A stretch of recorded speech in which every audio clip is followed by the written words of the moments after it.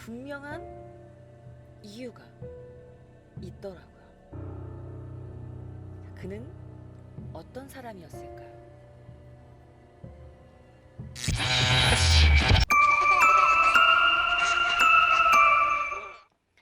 자, 당시 그가 살고 있던 집입니다. 여러분, 두 채 다 그의 집이에요. 그래서 여기 오른쪽을 보시면은, 여기를 보시면 이건 할아버지 집이고, 이 집이 바로 이 용의자와 부모님이 함께 살고 있던 집이었다고 합니다. 봐봐, 집이 너무 좋아, 그죠? 자, 용의자는 사이타마현 미사토 시내에 역에서 버스로 한 10분 정도 걸리는 조용한 주택가에 살고 있었다고 합니다. 자, 오카니와는 차라리 굉장히 좀 부자였어요.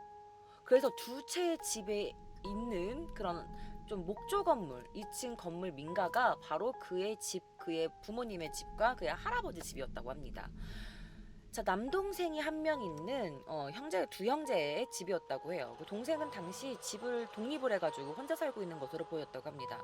자, 부모님과도 뭔가 주변 사람들과 뭔가 이렇게 이야기를 자세하게 나눈 적은 없지만 뭐 교육적으로 엄마가 좀 욕심이 많은 엄마였다, 뭐 그런 소문이 있다고 합니다. 아버지는 측량 일을 하고 있었다고 해요. 하지만 사건 당시 최근 5년 동안은 일하지 않았다고 합니다. 자, 근처에 이제 오가니와라는 성은 굉장히 많은데 이 용의자의 일가는 형제 명사라고 해요. 좀 유명한 가족이라고, 좀 부자였나 봐요. 자, 주택이 굉장히 보시면 알겠지만 굉장히 나무들도 잘 관리가 되어 있고 집 앞에는 뭔가 강 같은 것도 흐르고 있었다고 해요. 그리고 주택이 저렇게 늘어선 조용한 거리 속에서 이런 흉악범이 살고 있을 거라고는 누구도 생각하지 못했겠죠. 자, 그 부모, 동생 이렇게 해가지고 네 명이 함께 살고 있었고 할아버지는 이웃에서도 유명한 지주였다고 합니다. 아버지는 건축관계 일을 하고 있었지만 말씀드렸지만 당시에는 일을 그만둔 상태였다고 해요. 그리고 미확인이라서 그런데 이런 소문이 되게 많았어. 그의 사촌이 그 시의원이라는 소문도 있었어요. 그래서 제가 확실한 건 아니니까 잠깐 보여드릴게요. 자, 그는요, 사람들이 말하기에 부유한 집 아이였어요. 그렇지만 그렇게 눈에 띄는 아이는 아니었습니다. 이웃 주민은 그냥 후스노코다요 라고 했어. 그냥 보통의 아이였어요. 라고 했어요. 과연 그럴까요? 자, 당시 이제 초등학교 때 사진이에요. 제가 왜 이렇게 모자이크 했냐면, 자꾸 그 저작권, 노란 딱지를 받아갖고, 좀 이걸 이렇게 한번 시도를 해봤는데, 만약에 뭐 어떻게 해도 노란 딱지가 걸린다면, 그냥 맨 사진으로 할게요. 어쨌든 자, 그의 초등학교 때의 모습입니다. 그는요, PC클럽에 소속되어 있었고, 야후 옥션에서 직접 물건을 살 정도였다고 해요. 그래서 그때 옥션에서 경매한 유희왕 카드를 막 자기 친구들한테 자랑했다고 합니다. 근데 저도 잘 이런 거 잘 모르는데, 혹시 유희왕 카드 좋아하시는 분들 아실 수도 있겠지만, 되게 약간 구하기 힘든 카드는 좀 가격이 많이 나간다고 알고 있어요. 그래서 좀 구하기 힘든 희귀한 카드를 사가지고 친구들한테 막 자랑을 한 적도 있다고 해요. 그러니까 초등학생 치고는 좀 조숙한 아이였지. 좀 그런 막 옥션에서 경매하고 막 이런 거 할 줄 알면. 자, 그는 중학교 때는 소프트 테니스 동아리에 다니기도 했었고 뭔가 이렇게 막 온순한, 눈에 그렇게 크게 띄지는 않는 아이였다고 당시를 회고한다고 합니다. 하지만 당시 초등학교 동창이었던 여성의 이야기에 따르면요, 같은 반에 이제 보청기를 낀 친구가 있었대요. 근데 그 친구를 얘네들이 놀린 거야. 왕따를 시키고 이지매를 하고 있었던 거야. 그래서 등 뒤에서 막 두 명이 달려들어서 무릎으로 막 이렇게 아이를 때리거나, 그리고 막 그런 폭력의 에스컬레이터에서 나 결국에 그 보청기를 낀 아이는 등교 거부를 할 정도였다고 합니다. 그런데 얘가 사실 뭔가 겁나 세가지고 막 분위기 리더하고 이런 애가 아니었고, 강한 애 뒤에 빈대 붙어가지고 막 그 뭔지 알지? 강한 애 옆에 붙어가지고 같이 괴롭히는 약간 그런 애였대. 강약 약강 이런 애였던 거지. 그래서 아, 쟤는 좀 애를 왕따시키는 애구나, 약간 이렇게 동기들은 생각했다고 합니다. 그리고 사실 이게 그를 잘 알지 못하고 별로 친하지 않은 사람들은 그래 그냥 보통의 아이라고, 그냥 좀 온순한 아이라고 생각을 했겠지만, 사실 그와 조금 몇 번 말을 했고 친분이 있는 친구들 사이에서는 그는 굉장히 유명했다고 합니다. 자, 예를 들어 초등학교에서 그는 가스총 있지, 그 에어건 있잖아. 공기총. 공기총을 몸에서 떼서 다니지 않았대. 항상 그거 가지고 있었대. 그러니까 그 뭐냐면 가스총이라고 하는 게 뭐냐면 그 비비탄 총 있지. 비비탄 총으로 쏘는 거 있잖아. 근데 여러분 비비탄 맞아봤어요? 저는 맞아봤거든요. 제 동생이 어릴 때 정말 큰 비비탄 총을 갖고 있었어요. 근데 내가 그걸 맞았는데 맞는 순간 10초 후에 허벅지가 이렇게 부으면서 한 몇 분 뒤에는 시퍼렇게 멍이 든 적이 있었어. 그게 진짜 아파요. 너무 아파.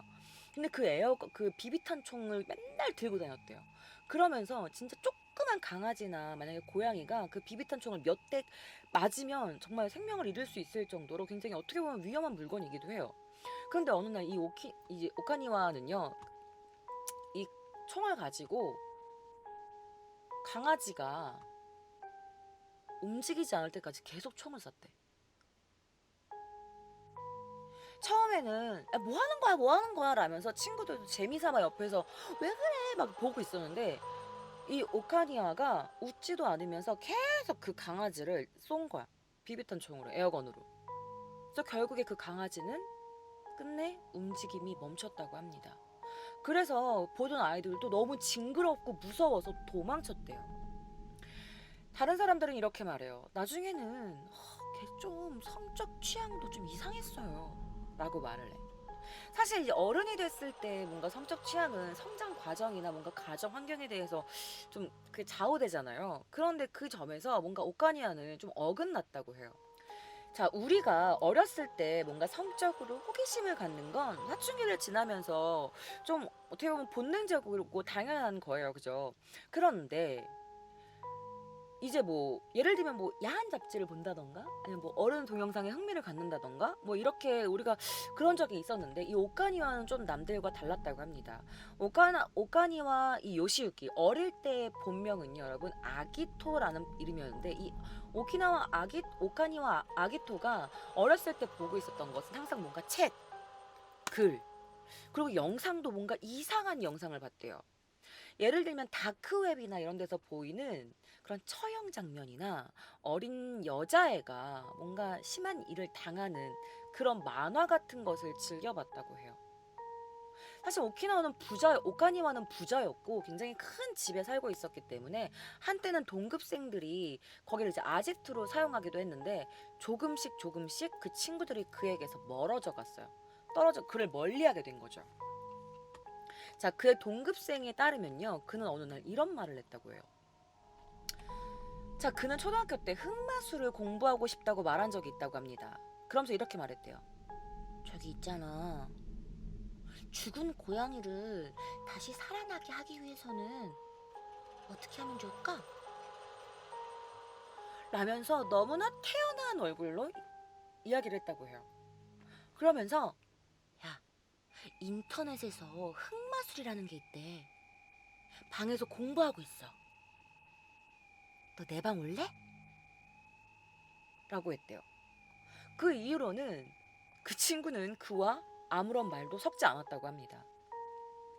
자, 오카니와 용의자가 부친으로부터 이제 선물 받은 게 있었어요. 그게 뭐냐면 데스크탑 형태의 PC, 그러니까 이런 큰 PC죠.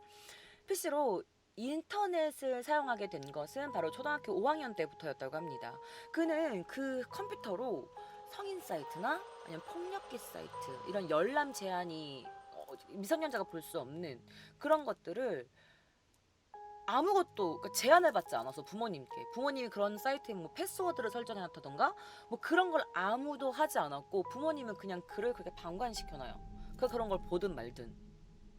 그래서 오카니와는요 시간이 되면은 맨날 사람이 살해당하는 것 같은 그런 진짜 리얼한 영상 있잖아. 그런 영상을 본다던가 아니면 공포 영화를 본다던가 그리고 자택의 거실 텔레비전이나 자신의 방 PC로 그걸 봤대. 야, 자택의 거실에서 초등학교 5학년짜리가 그런 스너프 필름이나 이런 걸 보는데 아무도 제한을 하는 사람이 없었던 거야. 자, 초등학교 때 그가 직접 쓴 문집입니다. 제가 가지고 왔어요. 여기서부터 좀 제가 읽어드릴게요. 그래서 이렇게 말해요. 아빠, 엄마에게 지금까지 여러 가지를 가르쳐 주셔서 감사해요. 지금까지 있어줘서 고마워요. 오카니와 아기토. 그러면서 이렇게 여기 밑에는 뭐라고 쓰냐면 취미, 인터넷 하기. 라멘 먹는 걸 제일 좋아합니다. 라멘은 3주 동안 7번 먹습니다. 사실 저는 역사를 좋아합니다. 저기 밑에 보면은 맨 왼쪽부터 졸업, 조금 슬픈 기억이다. 자기소개. 여기 자기소개 보면 여기 조그맣게 써있어요. 1, 2, 3, 4로 적혀 있는데 여기가 그 답이에요, 이게. 그걸 제가 좀 읽어드릴게요. 자기소개 1. 미래의 꿈, 대학 진학. 2. 좋아하는 말, 없습니다. 3. 존경하는 사람, 없습니다. 4. 클래스의 한마디, 잘 부탁해요. 예, 그쵸? 인터넷도 미루코토라고 써있죠. 인터넷을 보는 취미가. 자, 중학교 때 그의 모습입니다. 자, 중학교 때 그는요, 성적도 나쁜 것도 아니고 운동도 골자를 했다고 합니다. 저기 왼쪽 보면 그 체육복을 입은 모습이 보이죠. 하지만 그가 중학교 때부터 뭔가 마음에 이상한 욕구가 점점 커지기 시작하는 거예요. 자, 그의 중학교 3학년 때 장래 희망이 뭐냐라고 물은 적이 있었는데, 그때 이 오카니아가 뭐라 그랬냐? 네오니트가 되고 싶어요 라고 해. 네오니트니 나리타이 데스라고. 그게 무슨 말이냐면, 이 네오니트가 집 PC를 이용해가지고 돈 버는 사람이야. 뭔가 PC로 해가지고 뭐 팔고 사고 이러는 사람을 네오니트라고 한다고 합니다. 자, 그런데 사실 그의 동생도 뭔가 이상했대요. 자, 여기 자막을 보시면 알겠지만 2011년 12월 21일 날 올라온 글입니다. 어떤 사건이 있었는데, 어떤 사건이 일어나고 나서 부모님의 반응이 뭐였냐? 아니, 부모님이 너무 평범하게 있어서 나 너무 놀랬어. 사실 그 동생도 똑같은 종류의 인간이라서 진짜 좀 위험해. 아니, 고양이의 사체를 기다리고 있었다니까? 라는 게 그의 어떤 글이 올라왔어. 고양이의 사체를 그의 동생이 기다리고 있었다. 그게 무슨 말이냐면, 그의 동생이 사실은 형한테 핸드폰으로 고양이 사체를 보내준다고 했다.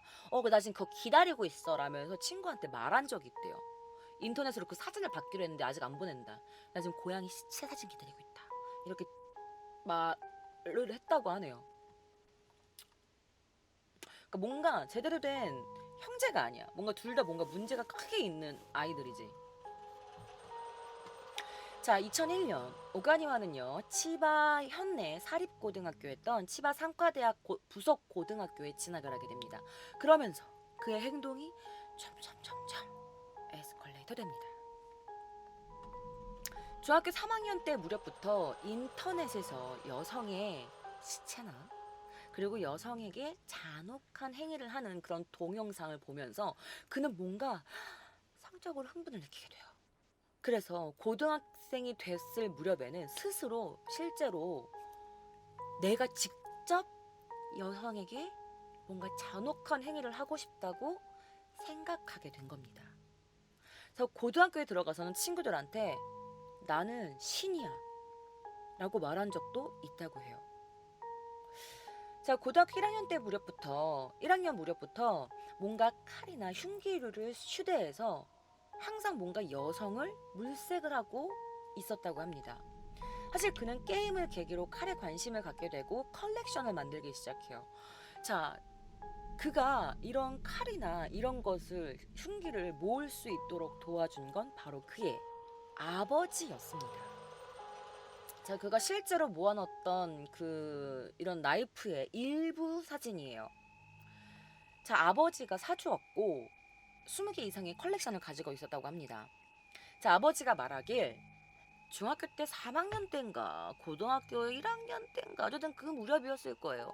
아니, 인터넷 온라인숍에서 나이프를 팔고 있는 것을 발견하고 갑자기 거기에 흥미를 갖기 시작하더라고요. 내가 아들한테 그걸 왜 갖고 싶니? 라고 묻자 아들이 멋있으니까요. 저 이거 콜렉션 하고 싶은데 라고 말을 했다고 해요. 그러니까 아버지는 이렇게 생각한 거야. 사실 나한테는 뭔가 수집을 한다던가 그런 취미가 없어서 뭔가 수집가의 기분은 잘 모르겠어요. 하지만 뭐 세상에는 칼도 수집하고 뭐 이런 것도 좋아하는 사람도 있고 안 좋아하는 사람도 있겠지. 뭐 이 정도밖에 생각하지 않았습니다.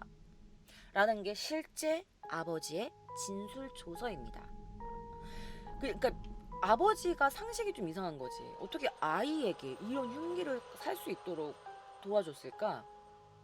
그래서 아빠는 이렇게 약속했대. 너 대신 이거 밖에 갖고 나가지 마. 절대 이것만 약속해. 라고 해서 네 알겠어요. 라고 약속을 받은 다음에 나이프 구입을 허락을 해버린 거예요. 그러니까 좀 우리가 상식선에서 생각할 수 없는 행동이었죠. 아버지 행동이라고는. 근데 어머니도 그래. 어머니는 뭐라고 했냐면 사실 아기토가 어렸을 때 그 유희왕 카드를 모았잖아. 그 유희왕 카드가 진짜 기하급수적으로 갑자기 강강강강 늘었던 게 생각이 났다는 거지. 그래서 그 카드가 순식간에 증가했던 것을 기억해서 아 얘가 이번에는 나이프를 수집하려고 하나 보다. 카드처럼. 그렇게 생각했죠. 그래서 그냥 칼이 갖고 싶어졌다고 하니까 모으는 건 뭔가 자연스러운 흐름이라고 생각했죠. 그리고 집안에 보관하기만 하고 밖에 가지고 나가지 않는다고 약속을 했기 때문에 뭐 그냥 어쩔 수 없다라고 그냥 단념했던 것 같아요. 그리고 나도 나의 남편도 아기토가 그 칼을 모으는 그런 수집에 대해서는 그냥 집안에서만 갖고 있는 거라고 생각했기 때문에 그렇게 크게 심각하게 받아들이지 않았어요. 라고 했던 게 그의 친엄마의 진술입니다. 사실 이 오카니와 부모님은 그를 어릴 때부터 우쭈쭈 하면서 키웠던 걸로 보여져요. 자, 그런데 그는요 부모님과의 약속을 지키지 않았어요. 그는 나이프와 스텐건 같은 그런 것들을 학교에 가지고 와요. 그리고 친구들에게 자랑하며 보여준 적도 있다고 합니다. 자, 결국 그는요 이 사건이 발생하기 전까지 최종적으로는 뭐냐, 아빠의 도움 없이 구입한 것까지 포함하면은 총 71개의 나이프를 수집했어요. 제가 말씀드렸죠. 이게 완전 일부분이라고. 71개의 나이프를 수집하게 됩니다. 다시 돌아와서 어쨌든 그가 고등학교 2학년이 됐을 때 그냥 미사토 시내 맨션 주차장에서 그때 그 맨션 주차장에서 오토바이에 화재가 발생해요. 자, 그러면서 그는요 자신의 친구에게 그때 그 현장 사진을 보여주면서 너 이 사건 알아? 이거 내가 한 거야. 대박이지. 라면서 그 화재를 범행을 내가 저질렀다 라면서 친구에게 자랑을 했다고 합니다. 그리고 나서 2011년 11월 1일 그는 어떤 사건으로 학교를 자퇴하게 됩니다. 그것은 바로 고양이 목 사건입니다. 자, 2011년 11월 1일. 자, 그의 고등학교 동급생 이야기에 따르면요. 아니, 걔가 어느 날 갑자기 학교 교실에 고양이 목을 가지고 왔어요. 교실에 막 애들이 모여들어가지고 학교 전체가 난리가 났었다니까요. 뭔가 썩을 것 같은 냄새가 교실 안에 진동을 했어요. 아니 근데 그 새끼는 그 와중에 아무 일도 없었단 듯이 지 자리로 가서 책상에서 잠을 자더라니까요. 고양이 생목을 가져온 이유가 친구한테 고양이 생목 사진을 보여줬더니 그 친구가 야 지금 가져와봐 라고 장난스럽게 한마디에 고양이 목을 잘라서 가지고 온 거예요 라고 말을 했어. 그러니까 그가 항상 학교에 칼을 갖고 다녔다고 했잖아. 그래서 친구의 그냥 장난스러운 한마디에 알았어. 그리고 진짜 고양이 생목을 가지고 온 거야. 그래서 교사가 그를 불러서 물어봤어요. 아니 너 왜 그랬니? 라고 물어봤더니 그가 딱 한마디를 해요. 뭐라고 했냐? 장난감인데요.